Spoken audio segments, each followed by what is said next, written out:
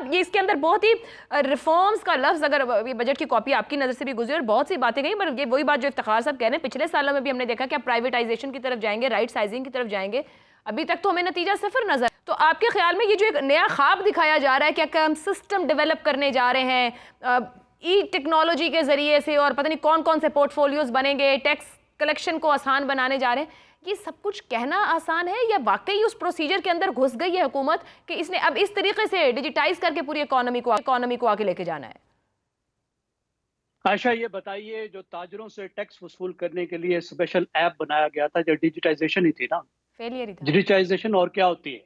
यही होती है ना कि स्पेशल ऐप बनाया, उस ऐप के जरिए आप रजिस्टर करें, हमें 40 अरब रुपए दिए और उन्होंने 30 लाख रुपए दिए जवाब में।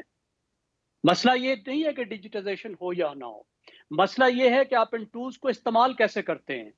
टूल्स बनाने की बात नहीं है, टूल्स को इस्तेमाल करने की बात है।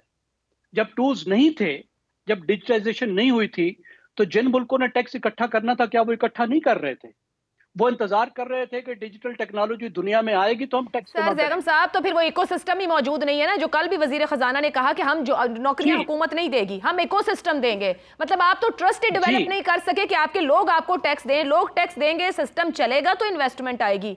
तो वो तो सारा इस फोकस से जो शहजाद साहब कह रहे हैं, वो सारा फोकस ही आउट है। वो चीजें तो है ही नहीं कहीं इस बजट के अंदर कि लोगों का ट्रस्ट बने कि हम देंगे।